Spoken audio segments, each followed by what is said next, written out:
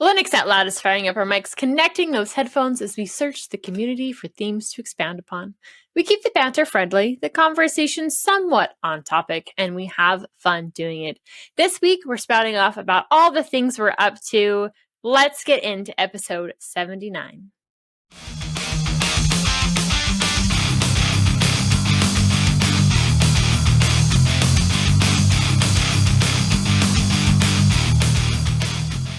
Well, this week we have an early present with Bill joining us. It's the first time that all four of us together. It's going to be a very wild and crazy show. Kind of curious as to what happens as we get into this. And of course, we've got the usuals, both Matt and Nate. They are here at the same time once again. That seems to be really hard to do these days, but we've managed to do it. All four of us together. How are you doing, guys? Fantastic. Great. Awesome. And Matt, I will try not to bully you this time, okay? I know how sensitive you are. Yeah. You're going to hurt my I got non-existent you covered. feelings. I'll take care of it instead. Don't worry. Okay. You're going to hurt off. my non-existent feelings, Nate. You're going to hurt my non-existent feelings. I actually feel bad for Wendy because it's basically the Three Stooges and Wendy. Well, It's going to be a party then. I love the Three Stooges. I was going to say, we always say when it's just me and Nate that Wendy's the adult in this whole thing. Well, I mean, it depends. I'm an adult when we're recording off show. I'm just as childish as the rest of you. Well, I mean, you are sinister and all. Well, you put on a good show. Let's put it like that. You put on a good show. Do my best. Yes, absolutely. And we get to kick this off with a failure. And that's kind of a bummer. I've dealt with some of that myself recently. So is it something in the Pi cluster that went bad or Kubernetes? What is it that made you needing to do some major changes? There were a lot of things. One of the limitations that I had as I was exploring Kubernetes with a Raspberry Pi was actually a limitation of the Pi itself being an ARM chip. So most people that deploy Kubernetes do it on x86 hardware. There are ways and mechanisms to do it with a Pi or with ARM hardware, but I was running into storage issues and setup issues and networking issues. And I have plenty of network hardware. That's not the problem.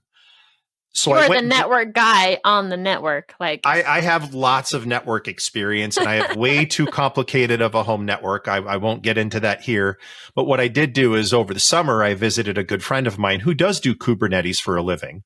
And what he told me was, don't use the Pi hardware, use that for other projects that you might be interested in. Take a look at this device called the O-Droid H3 Plus. And that uses Intel hardware. It's rather affordable. And what I really like about it is that there are two 2.5 gigabit NICs. Ooh. So I can use one for managing the cluster, and then I can use one for the storage side so that I'm not slowing the traffic down. Now, have I actually done any of that? No. Not yet. I have been very busy traveling around the country installing equipment for work. So my plan over winter break is if there's some funding left after holiday shopping that I'm going to purchase some of those O-Droids and see where we go from there. So when you're done gallivanting around the countryside, you're going to get to work finally? Is that what you're saying? I look back at the trips that I've taken this year, all for work, 32 flights I've taken for work. Wow. And I think about what did I actually get done? And sadly, I'm struggling to come up with an answer. So has that ended up being more like client consultations face-to-face, or is that actually getting to install stuff? So the way I kind of build my trips is I'll get 80% of an install done at one location. So get the server replaced, get the network replaced, get workstations replaced within the week that I have. And then while I'm there, if there's another location that they need visited in the area, I'll check in and say hello. I'll do a site survey, find out what they need. Then when I go back, I finish up at location A and I do most of the work at location B, or sometimes I kick off location C. So that ended up being 3 trips to Seattle and Portland this year, and I'll be going back in January. But I don't mind that because I have family and friends that live in the Seattle and Portland area. So I get to spend time with them on the weekends during those trips, which makes it really worth it. So 32 flights, are you including just there and back, or is that just there? That's there and back. Okay. 32 total trips would be basically me never home, and that's a bit much. That's what I was about to feel. I'm like 32 weeks out of a 52-week year. When are you home? Yeah. So I'm home for the rest of the year at least. But one of the good. awesome things that I got to do as part of that travel was go to scale. So I had a couple of locations in California that I needed to visit, and I was able to time it right so that on the latter part of that trip, I could fly down to LA and be a part of scale, which was absolutely one of the highlights of this year. I think we were in Texas at the same time too, but we were in completely different parts of Texas, which was a bummer, or else it would have been great to see ya. Correct. You were in Houston, I think, and I was in Dallas. Yep. Absolutely. That's where Worlds takes place, in Houston. So eventually you'll have time to work on your own network stuff. I know it's kind of like the same thing. My mom worked at a bread store growing up, and even though she worked there was never bread in the house. And it was probably because by the time she left, she was so tired of seeing it, she didn't want to grab a loaf to come home. And I know my aunt, her husband is a car mechanic, and in order to get the work done on a car, she actually schedules stuff for his shop. Like, he owns his own shop, but in order to get the job done, she actually has to schedule herself an appointment at the shop to get it done. So I guess it's the same thing for somebody who works in networking. In order to get your own networking done, you literally have to set aside some time, some vacation time to get caught up on it. It's not even just setting aside the vacation time. What I need to do for my own mental health is give myself space in which I'm not doing networking and enjoy other activities that I don't get to do, and then come back to it. And then I feel a little bit more refreshed. I have a clearer mind, and problems that I had that I wasn't able to solve then become easier to solve because I was able to separate myself from that and then come back to it with a fresh slate. That makes sense. I know my ADHD brain sometimes gets hyper-focused, especially on problems, and then it gets worse because I'm so stressed and hyper-focused on the problem. I'm not giving myself the space to figure it out, what's going wrong, or a breather, whatever. Even, like, I won't eat because I'll be so hyper-focused on what's going on that I forget to do that. So good for you. That's a good way to keep yourself from dealing with the burnout and that too. Matt, Nate, how have you guys been? It's been a long time since I've been able to chat with either of you. Well, I've been doing great. Matt is doing like Matt normally does. Yeah, Matt's having some serious problems. I mean, he got all of this awesome new hardware, and now you're having a hard time making it work. Did he plug it in? Did you turn it on, Yes. Matt? Did you hit the button in the front? Did you reboot it? Yes, I did. I love dealing with Chinese companies when you buy hardware from Chinese companies. It's great. Oh, man. Did you plug it into an electrical outlet? Yes. Yes, I did. This is not 3 dead trolls in a baggie. I do not need internet help desk. I do not need to tell me to go buy a Mac.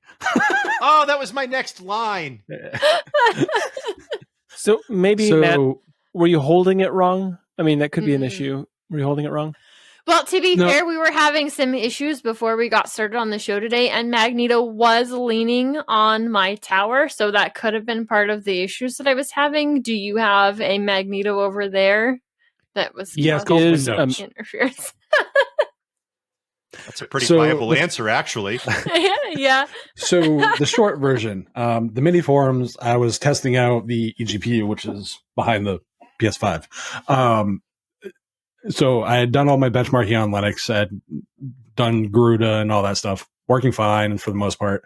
So I wanted to do the Windows comparison, see what is what as far as throughput and stuff, if there's limitations, if it's Bill, you'll understand this, if it's 2 PCIe lanes, if it's 4, if it's blah, blah, blah, all the typical limitations of depending on the hardware configuration of Thunderbolt and all that jazz.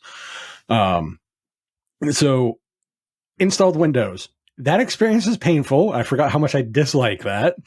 And that was Windows 11 for those before saying, "Oh, I don't give it a chance." I do have a Windows 11 machine still, but that's only because Linux didn't play nice on it, and I'll get into that particular machine in a minute too. So Windows installed all the optional updates, all the drivers and all that crap. Well, when you get a big black screen of nothing, no boot animation, no BIOS selection, no boot options, no nothing. So okay, Ruh-roh. so that means maybe the BIOS is borked. That's where I ended up going. Yeah. The problem is I get no power to Thunderbolt, so I can't output to a external display. I can't boot from a USB because Thunderbolt doesn't give it any power. I can't use a dock, like a normal dock, just to put it out. Nothing works at all. So does your Minisforum not have a USB built directly into it? Has the Thunderbolt and the Thunderbolt, or USB-C on the side. That's it.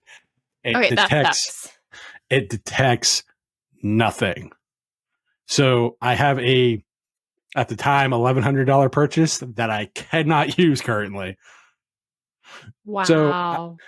So I am dealing with a Chinese company, which whatever, I'm not gonna. That's a whole different situation. But it boils down to: have you plugged it in, left it in, plugged it in for 24 hours? And I'm like, dog, like I can't even flash the BIOS. I'm just asking that you actually support the thing that you have listed that I bought with like drivers and whatnot. This tablet for them does not exist on any of their marketing, on any of their product pages, nothing. Wow. Yet you go into my store account that I've made through that. It shows this device as a purchase, but they have all their other products have all the support, all the drivers, all the manuals, all that stuff. Nothing. This does not exist at all to them. So you have a brand new NVIDIA GPU with the external plugin for it, and it's useless on the device that you got it for. For the device I got it for, yes. It is not useless on the other laptop that I have, which is also your Nook. Don't you still have a Nook? Well, the machine I use to record all this stuff, that doesn't have Thunderbolt. It's an AMD system. So gotcha. Okay. And the dock that you got, for the GPU is Thunderbolt only. Yeah, it's Thunderbolt 3. It's a Aikido. I think it's Node Titan or whatever the overall product thing is. Yeah. Yeah. But I was like, okay, maybe it's the eGPU. Whatever. Wouldn't be the first time I've had, typical troubleshoot. Try everything. Right. Yeah. Ended up that still has that laptop that I have still has Windows on it. It has a 3070 Ti on it. That experience with two NVIDIA GPUs being detected by Windows and an Intel GPU is painful. Wow. So people want to talk about how, you have to restart X or, Wayland or whatever if you change GPUs and log it back out, log in, log it back out, all that crap. You have to do the same thing in Windows if you have two GPUs. Similarly, in Windows, if it's NVIDIA. Now, if it was AMD, it might be a little different. I don't know. I don't have a spare AMD card kicking around. I can't speak to that. But I literally have to uninstall the drivers, reinstall the drivers because Windows is too stupid to figure it out. And then I have to disable the 3070 in order to use the 4060. So I sense a theme here, and that is that NVIDIA is a pain in the butt. I wouldn't even call... Well, ironically, it worked perfectly fine on Linux. I didn't have these issues. So that was just a Windows issue then? That was just the Windows issue. I had to log out and log back in typical, GPU switching like you do in Linux. Okay, so it's really, really weird to hear you say that your experience with NVIDIA was better under Linux than it was under Windows. Oh, tell me that's shocking. But... And, you can chalk that up to the hardware and testing and all the other stuff. Most people are not going to have, that are looking at eGPU specifically, are not going to be looking as, I have, I have one built in and then I'm going to use a different one on top of it. Yeah. That's not what most people do. Most people like that are in that end of the sphere are going to be probably gamers, people who want like an upgradable pathway for the most part if their system gets old and crusty, and Right. that was the great hope for eGPUs and Thunderbolt and all the other stuff, is that throughput and then access. So you sent me a screenshot of everything working. Was this pre the Windows install? Yes, that was all under Linux. So Windows thoroughly screwed a lot of stuff up. Yes, it did. And people want to know why. Like, I tend to talk bad about all three platforms in general. Linux has issues, when they all have issues. When you tell Windows users that Windows has issues, they're like Mac users, and they say, no, it doesn't. And you're like, well, okay, now you're being like Linux users and admitting that it doesn't. Realistically, they all have their problems, for sure. They all have their problems. It's just which ones have you been willing to learn and accept? Though I don't know. it. I've had some great, I don't know what to call them, like great user stuff on my, and I can't say it's all of Linux. It's on Plasma anyway, and having to use a Windows computer sometimes in the build room and having issues with audio. And I'm like, why isn't it just down in the little bar where everything else is? And I can just switch what I'm, no. You have to actually go into system settings, and that's a whole rigmarole. And then moving files, like that just kind of blew my mind. I went to move a file from one drive to another, and it just copies it over. And I'm like, wait, every OS doesn't ask me if I want to move it or copy it. What the heck is going on? And I get frustrated because there are parts of at least Plasma in general that I get so used to that's now just part of my daily workflow. I don't think about cutting it and then moving it over, because Dolphin asked me what I want to do with that file. And did I want to cut it, paste it? Or like, which one do I want to do? Yeah, exactly. So my experience. So when I'm running on the eGPU, the performance is actually better than I thought it was going to be. So I benchmarked like Cyberpunk 2077, and I benchmarked like with Windows and stuff on the Minisforums, because it's more CPU bound, because of it's running only on 4-core 8-thread. I think it's a 11th gen i7. I think it's 1165 G7 or whatever typical Intel nomenclature. Mouthful, So the throughput is limited by that core count and all the other stuff. But I wanted to see how that ran. So like Shadow of the Tomb Raider was getting 51 frames a second with max everything. And that was between the native build, and I tried the Proton build. So switching between them. The only difference with the Proton stuff is that it has RTX if you switch to the Windows build, or as opposed to the native one, it does not, which whatever. That's, RTX is going to be, if people either like it or you don't. I don't think it's worth the GPU overhead that it costs, to be brutally honest. It's been an interesting experience. I don't know if I'd drop the $700 to do that again. And the headaches that Minisforum is currently giving me. I was hoping that they would be a little more helpful. But, if you're going to sell a product and you claim 24 months support, I would actually like the product to exist according to your company. Yeah, at minimum, right? Yes. Like I asked for simple things like an owner's manual. Don't even have that. Who wants an owner's manual? Apparently not you. Or at least you're not getting one. Nope, not at all. So we'll see how that goes. I'm supposed to send them a video of like it not working, and I'm like, it's not gonna do anything. Okay. So I've been dealing with those technological headaches and all that fun stuff. So Bill, you're not the only ones, having headaches and whatnot when it comes to tech. I mean, Nate, you're just a headache in general, but that's besides the point. Yes. So you think you have it bad? You should see how I have it. Dealing with my own headaches. Yeah, but you create your own headaches. I know. Some of them he does, and the people he chooses to add to his life, that's for sure. That's been conversations we've talked about in the past, but it's not always. I wasn't going that deep. I was just referring to all the electronic stuff he gets into.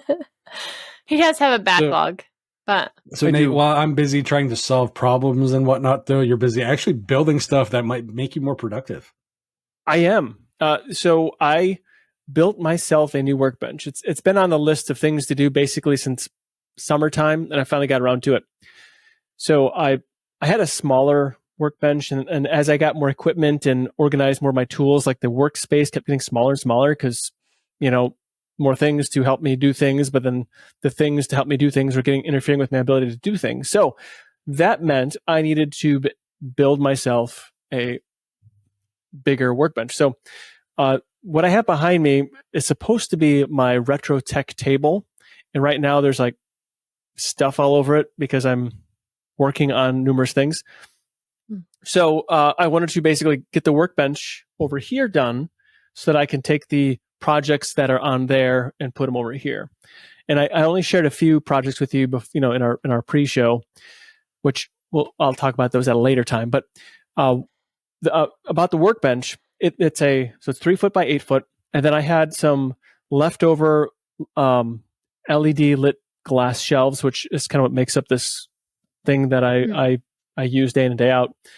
And I designed it around using those instead of just like a fixed wooden shelf, which has been really handy because I can have multiple levels and I can adjust things, where I want it essentially. So that's also nice because it also lights the work surface below it as well, and it's kind of a 2-for-1 on that. And those are all repurposed. I saved them like from getting crushed, that were thrown in a dumpster. I salvaged those from a previous employer. So very happy with that. Then I've been printing some more tools for organizational tools essentially for my for my stuff. So organizational things to hold my tools and whatnot. So like this right here, I have a lot of these like torque screwdrivers, and I want to basically have a nice little thing here to put them in. Now this frame design I got from somewhere like Thingiverse or whatever, but it didn't have any way of like containing the bottom of this. Like the drivers would just kind of hang off one way, and it would just be kind of a mess. And so I put some foam in there to contain it, and that worked very poorly. So I designed using Onshape, and which is not an open source tool, but it's actually a great CAD tool that you can use, through the interwebs, which by the way works in Firefox fantastically well. So that's how I use it. Ooh. Anyway, so I designed the thing to contain the this basically like a catch with that, and then some other things too. But now when I plop my my screwdriver back where I need it, it goes where it's supposed to go.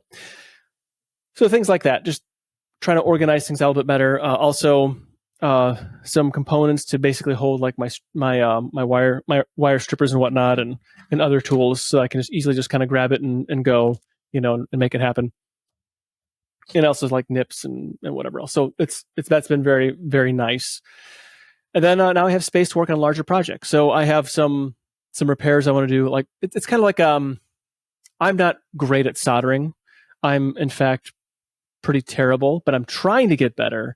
And so I have different projects that I got some Bluetooth speaker things that I want to fix. I've successfully fixed a couple of them. So I want to fix the rest of them and then, part ways because I don't need them. I might put one in here though, because they're actually pretty cool. So one of the projects that I recently got done was soldering together a device using an ESP 8266, I think is what it was, where I've been able to use control, or I wired in basically a connector on there, so I could use it's 400 or 450 individually controlled LEDs for my Christmas tree. So instead of using traditional lights on the tree like normal people would do, I'm using these lights, basically the same thing on the outside of my house, but on the tree as well. Volt. Yeah, and so now I can do cool effects like a fireworks like look. So instead of my tree just being green and red and blue or whatever, now it's all the colors, and then it's now a play thing, so the kids can change the colors and do different effects, and the tree's more interactive now, and that's fun. It's kind of fun, And not that I'm good at soldering or I make the best decisions in soldering, but it's holding up and it's doing its job. Oh, that's good. It's fun. The kids are no longer coming in and changing my light bulbs to all kinds of different colors anymore. So that's can do it actually remotely now? a positive. Yeah, not having quite so much rainbow vomit going on in my room. But a Christmas tree is supposed to be covered in rainbow vomit. I know I've just got white lights on mine, so I guess I'm a little boring that way. But Well, Well- you know, I can have mine white too if I want, so I can make it boring. So, Wendy, in fairness, though, you did not that long ago in a show admit that you have found a use for the rainbow vomit. Right, I have, and I even flashed some different colors on this softbox here in front of me and all the like, because there's rainbow vomit right there. It's also one of those RGB lights, but it is controlled with a remote control. So it's not So connected let to it the be known- Wi-Fi or anything like that. Let- You've let it already be told known- them that. Back off. I know that we still converted you from somebody who hated rainbow vomit to finding a use for rainbow vomit. I love RGB keyboards. I've said that for a very, very long time. I love a backlit keyboard, and I love to be able to choose the color that is that keyboard. Now, is that color or is that keyboard flashing all kinds of colors? No, it's red just like the light is back there. It stays that solid color. It doesn't change. Like, I don't need flickering and crap. It can just be one color, but then I can see the keys as I'm doing other stuff. And it's been that way for a really long time. I just prefer a backlit keyboard in general. And speaking of the framework, I did listen to the one framework talk from Ubuntu, and he's talking about that's one of the potential upgrades that might be coming to framework is having the backlit keyboards. And that really gets me excited for potentially having another laptop, because I'm realizing that there are times that I can't get all of my work done at my beloved desktop, and I need to have a laptop which I can accomplish work things on. So I would definitely be going the framework route. And one of the specifications is it has to have backlit keys. I've got to have backlit keys. Well, mine does have backlit keys. That's pretty standard fare, but I think RGB is pretty cool for backlit. Would I think it'd be cool just for like, some, maybe I would make it more, green because, I like green. Really? We didn't know. Like, you're not a fan of wearing yellow right OpenSUSE now. or something. Yeah, you are in yellow. It's an almost unhealthy obsession. And then he It also is. talked about an almost unhealthy obsession, correct? No, it is an unhealthy obsession. Almost a track point for potentially yes. for the that was pretty cool too. That was on top of it. And I I have was to say, never and a fan of the track point, but for those who love them, there you go. This is the first machine I've had since 2007 that didn't have a track point. And apparently used the heck out of it on your other ones, and excited to potentially have one. Used it back. a lot, Yeah. yep. Although I will say now with gestures, am I saying that correctly? Yes. Gestures. The track point is a little less important because the different swipes to go to different desktops Can help and such. move you around faster. Yeah. Yep. So there is that. But anyway, just to kind of wrap it all up in a nice little red bow with green streamers. Very happy with my workbench, and I'm excited for all the future projects that are going to get wrapped up here. Nice. Very nice. So Wendy, you have something, a baby in yellow. I didn't know you were expecting. No more babies that are asked. Just 4 kids for me. 5, I guess, if you include Magneto. I've got as many kids as we're going to have at this point. But I did find myself a new game. It is called Baby in Yellow. And it's more on that horror comedy-ish type level. It's a puzzle style game, which I really liked. Actually, some of the gameplay reminded me of especially the first Bendy and the Ink Machine, a little bit of the second one. I did run into some issues where I had to figure out how to do things fast, and as I've mentioned before, I'm not really good at this. It is an early access game, and I wasn't feeling really great. What was it, like the Saturday before Thanksgiving? And so I picked up this game. It's only like $8 or $9 at this point in early access. I picked up this game and I played it all the way through. to this point, there'll be more chapters on that coming out. They've got 3 right now, and I think they anticipate having a total of 6. So I'll continue playing it as we go through. And I need to go back and find, there's a collected soul that I need to release that I haven't found yet. So I need to go back through and find that, because I know that there's a bonus that until I find that last one, I don't have access to. So they do have some other reasons to collect other things and then go back to the first level in order to get some additional stuff unlocked, which is really nice. But I really enjoyed it.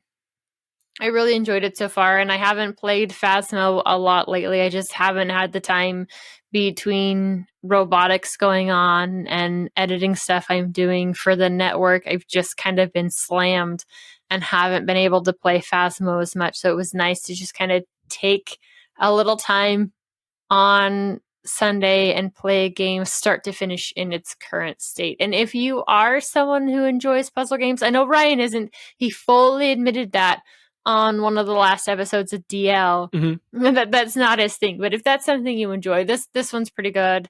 And it does have that kind of like horror aspect to it, though. Like I say, the baby is more scary looking than it is scary most of the time. Like I was gonna say those big pop out of the head eyeballs. Yeah. Well, okay. Floating and on fire, that was a little bit disconcerting. I was gonna say, is this encouraging like shaking baby syndrome and like dinosaurs throwing it across the room? Because that's the advertising. You do drop the baby down a vent shaft, so yeah, definitely not great babysitting tactics. But at the same time, if you have a kid that's trying to trap you in your apartment to stay with it forever, dropping it down the vent shaft isn't the worst thing. I do like the fact that this game does not take itself, like, it's horror-ish, but it doesn't take itself seriously in the same note, because it's like, never put him in the oven. It's horror-ish the same way that Army of Darkness is horror-ish.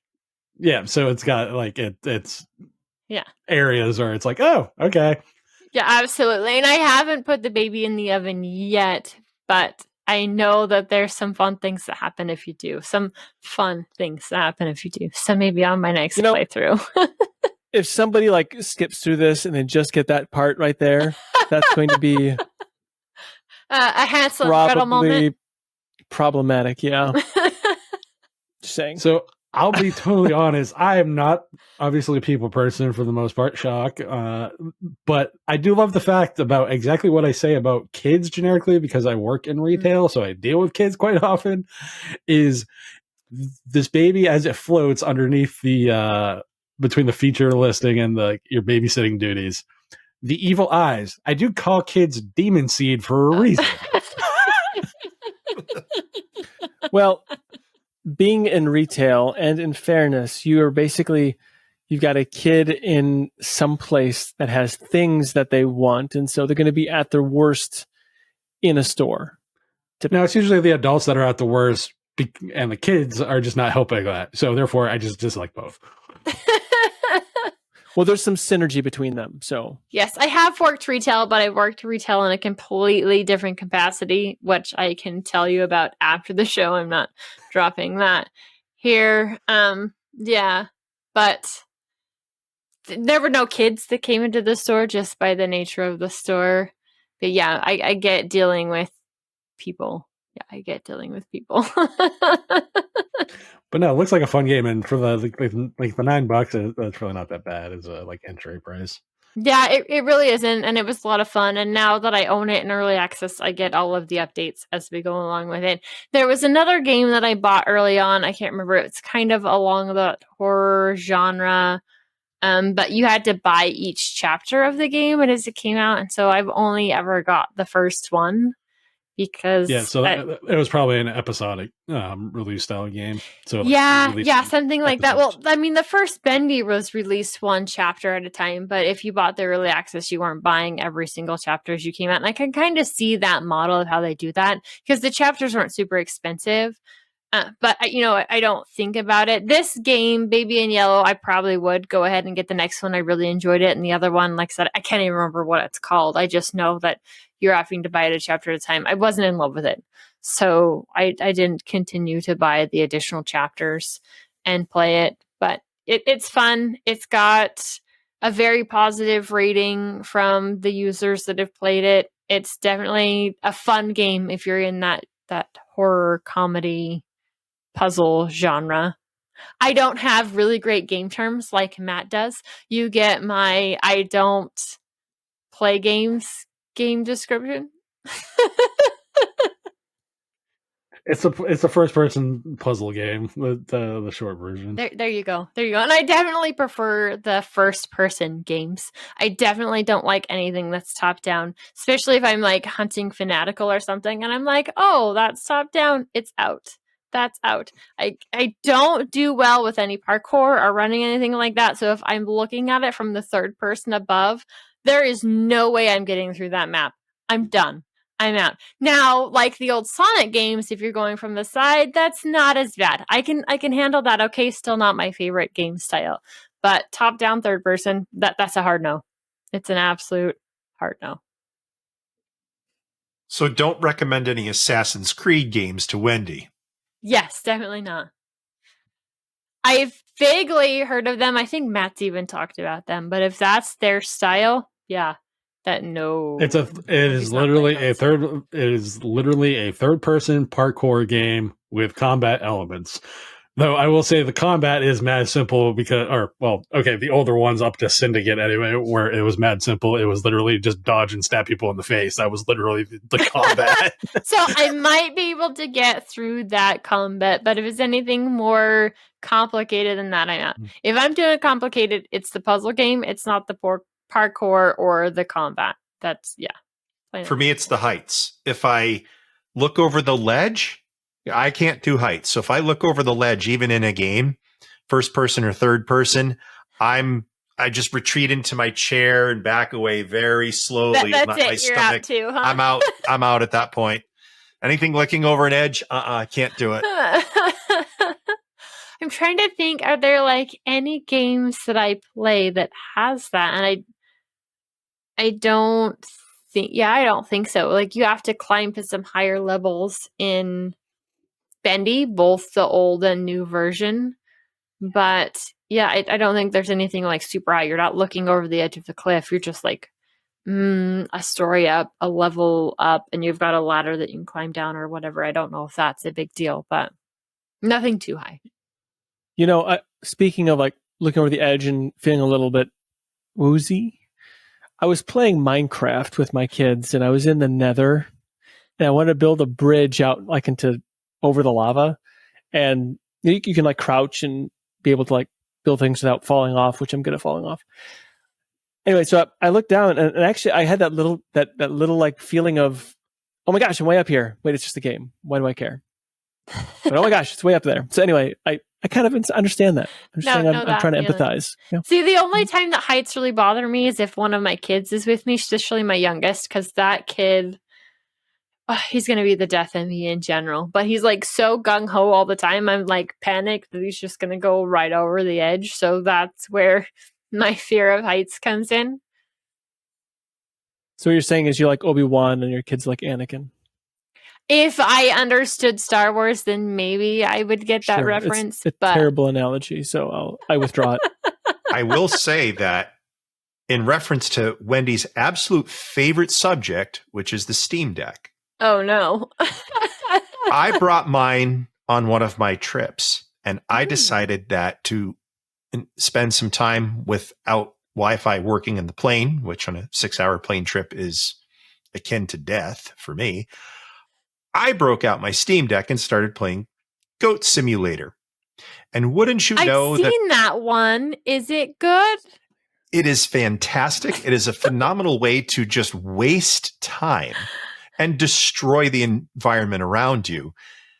But it was so enthralling to the person that was next to me, who was a good 10 to 15 years older than me, that I asked him if he wanted to have a go at it. And for the next 30 minutes, he proceeded to destroy the environment around him in Goat Simulator, to where he asked me, what kind of device is this and what game is this? So I told him, and he said he was going to go home and order one. Oh, wow. You're selling those things now, huh? So Valve, if you're listening, send me my Steam Deck OLED, please. Just throwing it out there. But That's I will. not how that works, and you know that. I know. But I have taken the Steam Deck and brought it to work, turned it into desktop mode, plugged my laptop dock into it, and used it as a productivity tool for the day. It can be done. Having done it. It gets loud. It gets a little hot. But boy, does that really throw the new hires for a curve. I can imagine. Sure. Yeah. Using a gaming device? Because obviously the controller's bolted to it. Right. I'm waiting for that. Bill's playing games in his office. Well, first off, I'm executive management. I could get away with it if I wanted to, but no. Come here. Let me show you how this works. No. Come into the office. I promise you I'm not gaming. Come on in. No, it's okay. I'm not gonna hit you this time. Just come on in, please. This time. Look, I've got my browsers and I've got my tools and I've got everything I need to do my job. I don't understand what's wrong here. And the silence that I get from them as they leave my office is deafening and wonderful. Well, I know Matt has talked about using his in desktop mode, which that's the only thing that has me even somewhat interested in it, is to be able to put it in desktop mode and use it. That form factor, as far as space and doing it with like a USB-C dock, is right. Not something that can be underestimated enough until you actually do it. It's one of those things you can talk about it all you want and how it's awesome and that stuff. And I'm not talking like using it as a console that connect to a TV or whatever. I'm just saying as strictly as a computer. Like that is probably to me the biggest selling point for tech enthusiasts. The biggest selling point for normal people is it simplifies PC gaming. I was powering a webcam, 3 1080p 24-inch monitors, keyboard, mouse, and a couple of other peripherals plugged into it. And the fans definitely spun up. It wasn't like the resources weren't being taxed, but the fact that Valve put thought and care into the kind of hardware that went into such a device to where it can be used for productivity. And again, I had it on 3 24-inch 1080p monitors, and I did not experience any delays or tearing or artifacting or anything else that I thought I would see with 3 different browsers open, 30 plus tabs, and all the other accoutrements that I tend to run for my work applications. So, you know what, Valve, I tip my hat to you. That was a well-designed, well-thought-out system across many levels. Now, you can't say the same for the competition, though. That's very true. So you said that you had it running 3 monitors on a dock. There was something I was going to ask you, and then Magneto walked in the room, and I can't remember what it was going to be. Oh, yes. So, but you have new tech. Yes, Magneto has new tech. What'd you break, Magneto? He didn't break anything. He got a new endoscope, and this one actually comes with a screen built on it. Oh, so the last one he had for mechanicking purpose actually connected to his phone, and he had some issues with it, and so he ordered this one here a few days ago. So hopefully it'll work. I know it's definitely been handy for him in figuring out what's wrong with some stuff, being able to look down into engines and whatnot and see what's going on. So yeah, tell him not to use brake cleaner as diesel fuel, please. Bill says don't use brake cleaner as diesel fuel, please. As what? As diesel fuel. But they run really good. They run really good for what? A minute. A minute? Yeah, I don't think that's the issue. It's sometimes the electric ones that gives him the biggest headache. Not the other ones. But yeah, anyway, so on the Steam Deck, back on topic, off topic, because we're like really all over the place as we usually are, but I don't know. I would say even more so, but it's kind of been the rule lately instead of the exception to the rule. But at that point, the only difference between the Steam Decks really was how much storage it had in it. So even if you were going with the base model, it could still run all of those things. It can still run all of those things. And I know on various shows in the network, even on this one, we've talked about right to repair. Right, yes. And one of the most amazing things about this device, and more importantly, the paradigm that it's set for others like it, is that people are going to want to upgrade these devices. They're going to want to change out their cases, change out the thumbsticks, add more storage. One of my colleagues actually did do that. He found like this clear purplish GameCube kind of shell for it. He threw a 2 terabyte SSD in there and he really tuned it up nice. And it does everything he wants it to do and then some. So I think it's so important that as these kind of form factors come out, that they understand that hobbyists are going to want to make modifications to them and make sure that you have documentation available to make those upgrades and to really let it become a tweaker's paradise. Honestly, Valve is the closest in that sphere right now, honestly, to framework. As far as like in the PC gaming, console, handheld, however you want to view your angle on the Steam Deck, they're the closest to framework in that space. You're not going to get that as much as people want to talk about Berber power with like the ROG and the Lenovo Legion Go and all the other stuff. How long are they going to support it? Can I upgrade the RAM? Can I fix the thing? Can I replace the motherboard? Do you make it readily available? The answer is all going to be no. And it runs the headache of Windows on an 8-inch screen. Like, yeah, to me, that's like every detriment to a device you can possibly have. Well, and one of the reasons why I've chosen to buy some of my tools from iFixit is because I love the fact that they put tutorials out on how to repair things.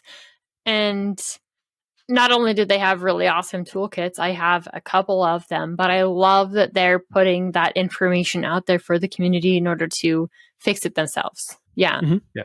For sure. Well, I was going to say that because that was Nate's biggest complaint about the OLED. It's like, oh, it's OLED. I was like, yeah, but in fairness, you can replace it. Like they make it available. Yep. If I get the new version, but sans the OLED, I'd be all for it. Which you can't, unfortunately. Yeah, that's unfortunate. Gotta deal with that crap screen that everyone thinks is great. It's like when all the kids want mint chocolate chip. That's a dumpster fire of an ice cream, but everybody likes it, under the age of 12. It's like everybody likes OLED. Dumpster fire. Of course, Nate would be fine with, his old Apple II with a screen that doesn't work. Maybe. He wants the screen to work. The Apple II, you were good with the Apple II up until the fact that the screen didn't work. Right. I just want mint chocolate chip ice cream now. Because I know, right? I actually have favorite. some ice cream that Wendy can eat, sugar-free ice cream in the freezer. Nate. I might have to go hit some ice cream after we're done. Yeah, whatever it takes. You want to keep this conversation going? Well, now it's your turn to toss in your 2 cents on today's topics. Hit the Discord form and drop us a line under this video or contact form by visiting textdigital.com/contact. If you would like to hang out with us on our preferred social media, see the links in the show description. Find other great shows like Fit and Fuel, Destination Linux, and catch Nate on Linux Saloon, plus more at tuxdigital.com.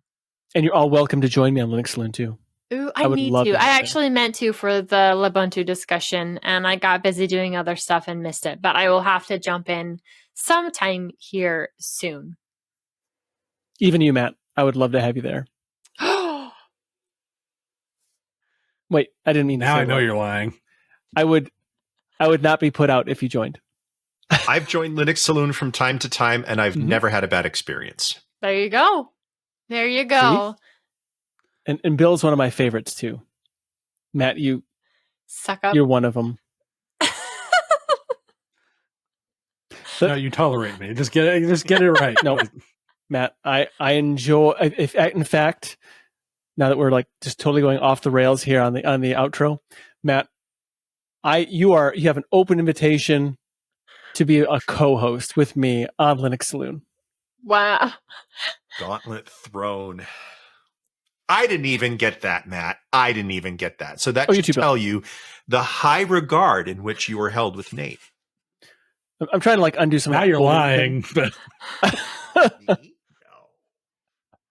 Come now.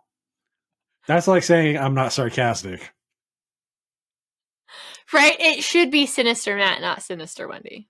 I agree. Sarcastic. No, Matt. you're evil. Don't get it that twisted at all. Wendy's not evil. Not evil. Not evil. Just Says the horns otherwise. uncertain. They're no. Show off your love for your favorite podcast anecdotes by visiting the Text Digital merch store.